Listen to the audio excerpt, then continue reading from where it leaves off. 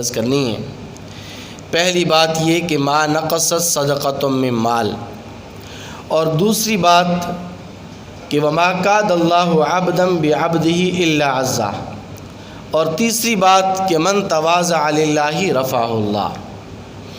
نبی علیہ الصلوۃ والسلام نے پہلی بات یہ ارشاد فرمائی کہ صدقہ کرنے سے مال میں کمی واقع نہیں ہوتی، صدقہ و خیرات کرنے سے اللہ تبارک و تعالی مال و دولت میں برکت اور اضافہ فرما دیتے ہیں۔ اللہ تبارک و تعالی کا یہ اصول ہے اور قاعدہ اور ضابطہ ہے کہ جو شخص اللہ کی راہ میں 1 روپیہ خرچ کرتا ہے، اللہ تعالیٰ اس کو بڑھا چڑھا کر 700 روپوں کے بدلے میں ثواب عطا فرماتے ہیں۔ ما نقصت صدقۃ من مال۔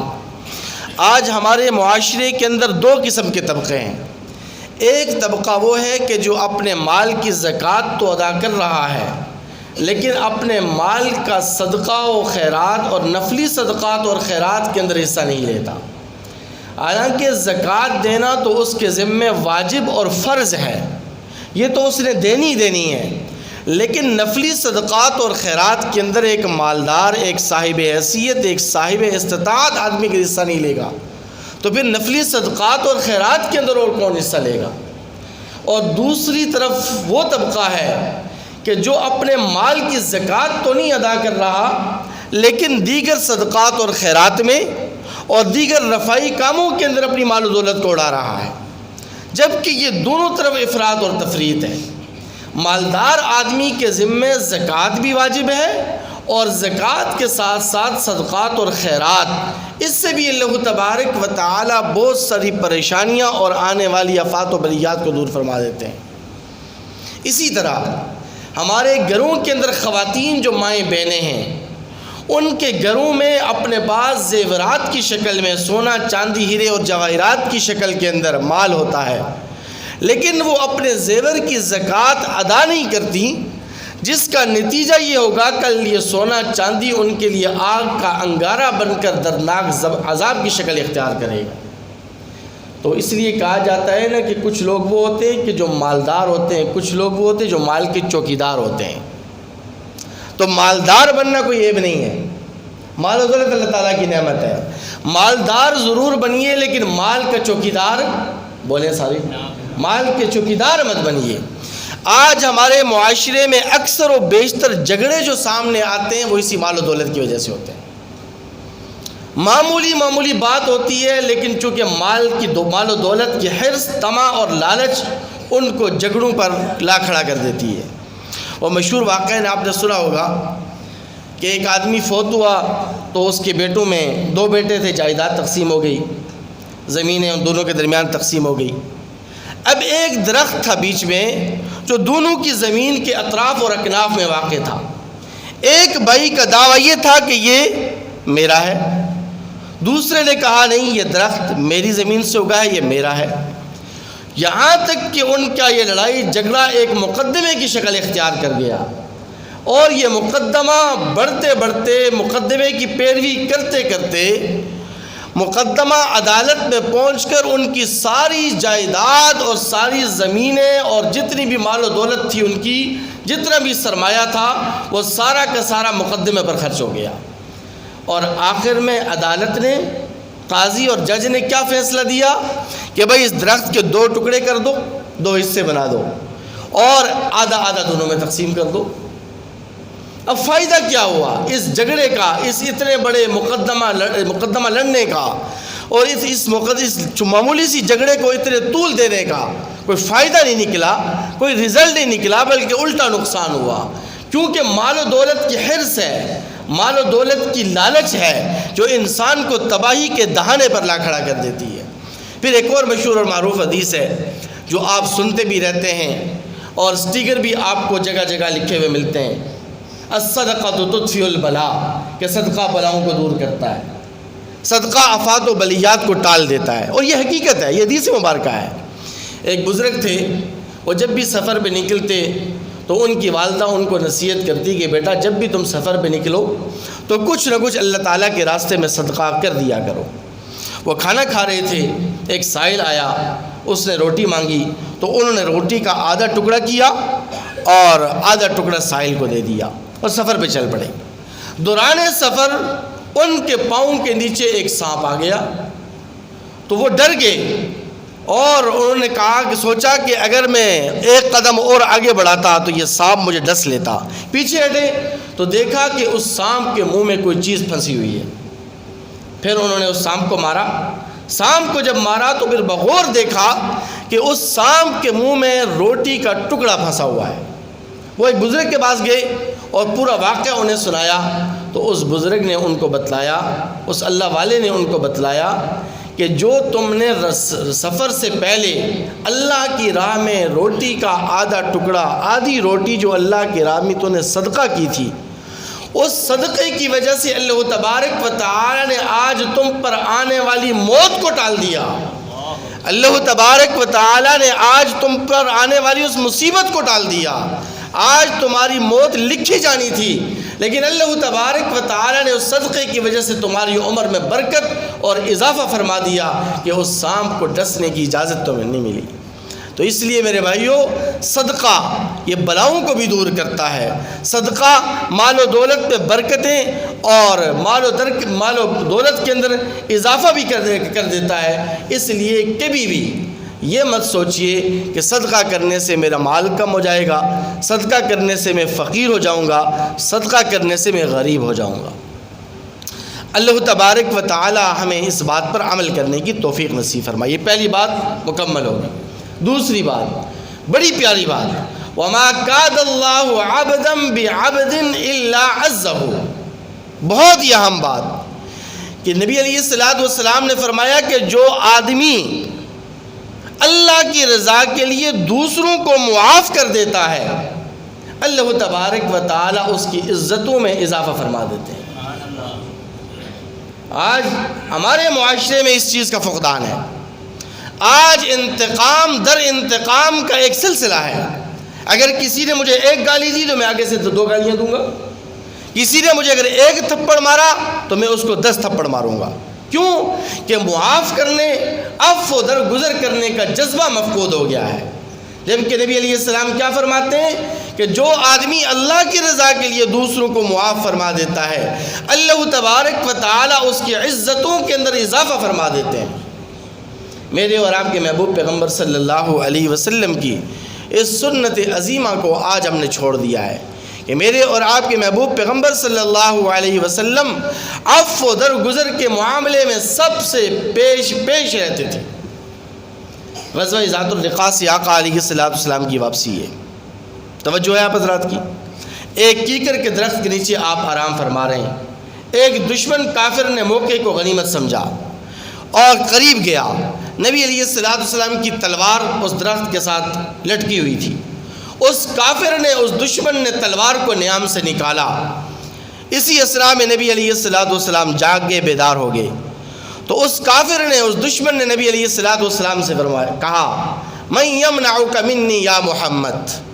توجہ ہے، من یمنعک منی یا محمد، آپ کو مجھ سے کون بچائے گا اے محمد صلی اللہ، سارے کہتے ہیں صلی اللہ علیہ وسلم۔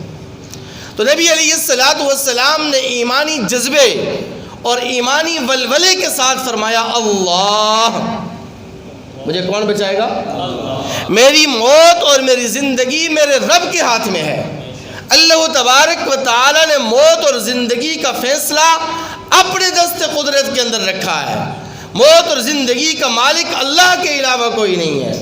اللہ میری زندگی کا مالک ہے اور اللہ ہی مجھے بچائے گا۔ نبی علیہ السلام کی یہ الفاظ اتنے پرتاثیر تھے کہ اس کافر اور اس دشمن پر ایسا رعب اور کپکپی طاری ہوئی کہ کپاتے ہوئے ہاتھ سے وہ تلوار اس کے ہاتھ سے نیچے گر گئی۔ نبی علیہ السلام نے وہ تلوار پکڑ لی اور آقا علیہ السلام نے اب اس کافر سے کہا، من یمنعک منی، اب تو بتا کہ تجھے مجھ سے کون بچائے گا؟ تو بتا اب تجھے مجھ سے کون بچائے گا؟ وہ تو کافر تھا، وہ تو نہیں کہہ سکتا تھا کہ اللہ بچائے گا، میرا خدا مجھے بچائے گا، میرا معبود مجھے بچائے گا، کیونکہ وہ تو اللہ کو مانتا ہی نہیں تھا۔ اس لیے وہ منت سماجت پر اتر آیا۔ اور اس نے کہا کہ اے اللہ کے رسول، اے محمد صلی اللہ علیہ وسلم، میں نے سنا ہے کہ آپ عفو و درگزر والے ہیں، میں نے سنا ہے کہ آپ لوگوں کی غلطیوں کو معاف فرما دیتے ہیں، میں نے سنا ہے کہ آپ رحمتوں والے پیغمبر ہیں، میں نے سنا ہے کہ آپ حسن اخلاق اور حسن سلوک والے ہیں، مجھے آپ کے حسن سلوک سے امید ہے کہ آپ مجھے معاف فرمائیں گے۔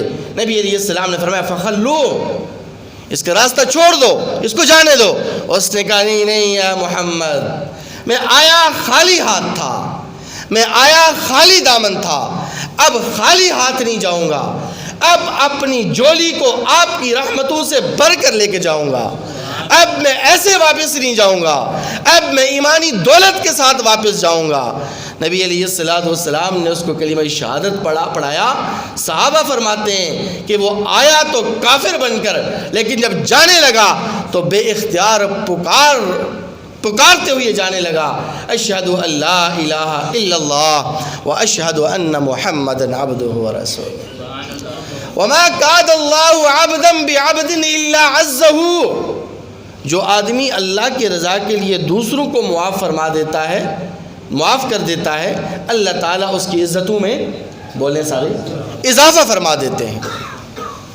ابراہیم بن ادہم رحمۃ اللہ علیہ بہت بڑے بزرگ گزرے ہیں، بہت بڑے اللہ والے، سفر پہ جا رہے ہیں، کشتی میں بیٹھے، وہاں پہلے سے ایک نوجوان بیٹھے ہوئے تھے، اور پھر آپ کو پتہ ہے جب نوجوان اکٹھے ہوں اور جا بھی رہے ہوں پکنک منانے کے لیے، کہاں جا رہے ہوں جی؟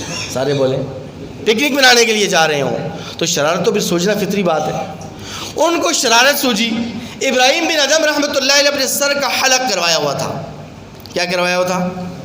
تو یہ چھوٹے بچے ہوں یا نوجوان ہوں، جب کہ دیکھیں نا کسی کا سر حلق ہے تو ویسے بھی تمسخر اور مذاق اڑاتے ہیں، تو ان کو تو موقع مل گیا، تو وہ آپس میں لطیفے سناتے، اور لطیفے سنانے کے بعد قہقہے لگاتے اور ابراہیم بن ادہم کے گنج پر، ان کے حلق پر تھپڑ مارتے، کبھی ان کے اوپر پانی پھینکتے اور ان کا تمسخر اڑاتے۔ لیکن ابراہیم بن ادہم رحمۃ اللہ علیہ ان کی اس ہنسی مذاق کو خاموشی کے ساتھ سر جھکائے ہوئے برداشت کر رہے تھے، نہ کوئی جواب، نہ کوئی رد عمل، نہ کوئی انتقام، نہ کوئی بدلہ۔ لیکن اللہ کی ذات کو عرش پہ جلال آیا ہے، اللہ کی ذات کو عرش پہ جلال آیا ہے۔ اس لیے میں اکثر ایک بات آپ سے کہتا رہتا ہوں، اگر آپ نے نوٹ کی ہو کہ الحمدللہ ثم الحمدللہ، ہمارے اوپر اللہ تبارک و تعالیٰ کا بہت بڑا کرم ہے کہ ہم انبیاء کی نبوت کو بھی مانتے ہیں، اولیاء اللہ کی ولایت کو بھی مانتے ہیں۔ ہمیں اولیاء اللہ کی ولایت پہ اسی طرح شرح صدر ہے جس طرح کہ اللہ کے نبی اور اللہ کے انبیاء کی نبوت پہ شرح صدر ہے، کیونکہ اللہ تبارک و تعالیٰ خود فرماتے ہیں من عاد لی ولیا فقد آذنتہ بالحرب، کہ جس نے میرے کسی ولی سے دشمنی کی تو میری طرف سے اس کے خلاف اعلان جنگ ہے۔ قرآن اولیاء اللہ کی عظمت اور شان بیان کرتا ہے، الا ان اولیاء اللہ لا خوف علیہم ولا هم يحزنون، کہ جو اولیاء اللہ ہوتے ہیں قیامت کے دن روز محشر نہ ان پر کوئی خوف ہوگا اور نہ وہ غمناک ہوں گے۔ یہ اولیاء اللہ کی شان ہے، وہ خود کچھ نہیں بولے، اللہ کی ذات کو جلال آیا اور اللہ نے دل میں الہام فرمایا، اے ابراہیم بن ادہم میں کافی دیر سے دیکھ رہا ہوں تیرا تمسخر اڑایا جا رہا ہے، تیرا مذاق اڑایا جا رہا ہے، تو کوئی رد عمل نہیں دے رہا، لیکن اگر تو کہتا ہے تو میں اس کشتی کو الٹ کر ان نوجوانوں کو غرق کر دوں، کشتی کو الٹ کر، کشتی کو پلٹ کر ان نوجوانوں کو دریا کے اندر غرق کر دوں۔ تو کیا خوبصورت جواب دیا ہے، توجہ کے ساتھ۔ ابراہیم بن ادہم رحمۃ اللہ علیہ نے عرض کیا کہ یا ربا، آپ نے اگر الٹنے اور پلٹنے کا فیصلہ فرما ہی دیا ہے تو یا ربا کشتی کو الٹنے اور پلٹنے کے بجائے ان کی دل کی کایا کو کیوں نہیں پلٹ دیتا؟ ان کے دل کی کایا کو کیوں نہیں پلٹ دیتا؟ یا ربا تو ان کی دل کی کایا کو پلٹ کر ان کے دلوں کو ایمان و ہدایت کی روشنی سے منور فرما دے۔ ابراہیم بن ادہم رحمۃ اللہ علیہ کی اس دعا کو شرف قبولیت ملی، اللہ تبارک و تعالی نے ان تمام نوجوانوں کو آنے والے وقتوں میں قطب اور ابدال کے درجے پر فائز فرمایا ہے۔ وما کاد اللہ عبدا بعبد الا عزہ، جو دوسروں کو اللہ تبارک و تعالیٰ کی رضا کے لیے معاف کر دیتا ہے، اللہ تبارک و تعالیٰ اس کی عزتوں میں اضافہ فرما دیتے ہیں۔ تیسری اور آخری بات، من تواضع للہ رفعہ اللہ، جو شخص اللہ کی رضا کے لیے عاجزی اختیار کرتا ہے، توجہ کے ساتھ، اللہ کی رضا کے لیے عاجزی اور تواضع اختیار کرتا ہے، اللہ تبارک و تعالیٰ اسے رفعت اور بلندی عطا فرما دیتے ہیں۔ لیکن عاجزی اور تواضع ہے کیا؟ عاجزی یہ نہیں ہے کہ ہر وقت انسان سر جھکا کر چلے، عاجزی کا یہ معنی بھی نہیں ہے کہ ہر ایک کو نمستے کہہ کر چلے، عاجزی کا یہ معنی بھی نہیں ہے کہ ہر وقت ہر کسی کو سلوٹ مارتا ہوئے چلے، بلکہ عاجزی اور تواضع کا معنی یہ ہے کہ انسان اپنے آپ کو سب سے کم تر سمجھے اور دوسروں کو اپنے سے افضل سمجھے، یہ تواضع ہے۔ کیونکہ تواضع کی ضد یہ تکبر اور غرور ہے، اور تکبر و غرور کا معنی یہ نہیں ہے کہ سینہ تان کر چلنا، سینہ چوڑا کر کے چلنا، کیونکہ سینہ تان کر اور سینہ چوڑ کر چلنا اگر تکبر و غرور کی علامت ہے تو مجاہدین کو تو حکم ہے کہ وہ میدان جہاد کے اندر سینہ تان کر چلیں، سینہ چوڑا کر کے چلیں تاکہ دشمن پر رعب اور دبدبہ طاری ہو۔